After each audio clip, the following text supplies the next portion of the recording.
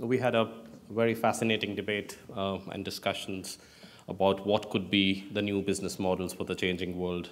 And we unanimously agreed on some of the things that I have put on these slides, which in a way summarize our discussions. In fact, we believed that all new business models that need to come in need to undergo a paradigm change, because we need to bring in a change in metrics of reward and performance evaluation. We've seen historically all rewards and performance evaluations are around price and volume. And we feel that in future, price and volume should not be the only objectives on which rewards and performance should be evaluated. So essentially, the industry, the economy, the world needs to set up new sets of objectives for businesses, because it is a resource-constrained economy, and the old set of objectives will not do in the new economy. We, of course, need to educate the investor community that this planet has finite resources, and hence they need to come up with new sets of measures on which businesses should be measured, and not the old sets of measures on which businesses continue to get measured. We also talked of consumption, how business models should re-look at the word consumption. In fact, there was a very strong objection in our group about using humans as consumers. And that whole model of moving away from use of word consumers for humans should change. And when that changes, we also need to build business models which move away from the current ownership ones to the more usage ones. The examples that we gave in our panel, in our session, were why should be a mobile phone be designed in such a manner that it gets changed every 18 months? Why should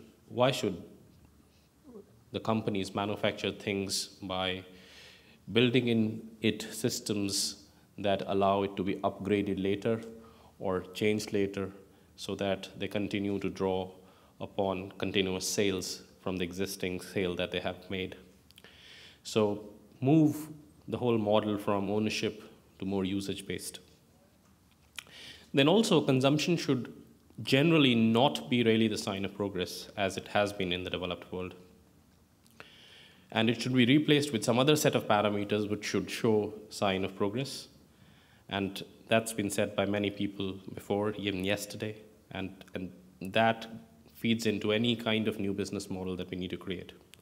The subject of economics itself, when it was created around unlimited resources, needs to change, because clearly we all know that we have a very resource-constrained planet, and hence this subject itself needs to change. We need to bring in sustainability values in societal and social organizations like schools, churches, NGOs. I think it needs to start right from the beginning of the child as to what should he look into a product while wanting to buy it. And that change needs to start happening at a very young age. And then we said, how should be there more collaboration between various entities? And all new business models which need to get created need to look at how it not only sustains quality of life in industrialized world, but to be focused more on maximizing prosperity in the developing world. We said oft-repeated sentence that how everyone in developing world lives on a less than $1 a day of a salary or of incomes, and how if they were equal consumers of carbon, the shape of planet would be altered. So there needs to be more collaboration clearly between the whole civil society, public sector, regulators, and private sector to create much more sustainable business models which do not encourage any kind of waste. Social entrepreneurs clearly have a role to play, and they can collaborate with businesses in equal terms and equal measure, which is not happening today, because very often social entrepreneurs can lead the businesses towards more sustainable opportunities. because they work very close to people, very close to humankind. They are able to spot those opportunities faster, and if they could find a way to collaborate with businesses, it could mean very interesting business models.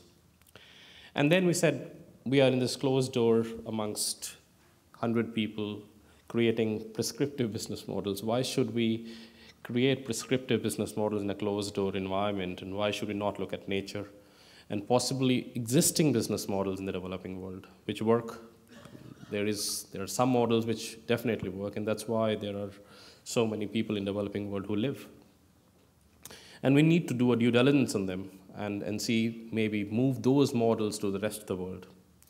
So essentially, I would wrap up by saying that we had a wide range of debate. It's all there in these slides, and I will be happy to take your questions later.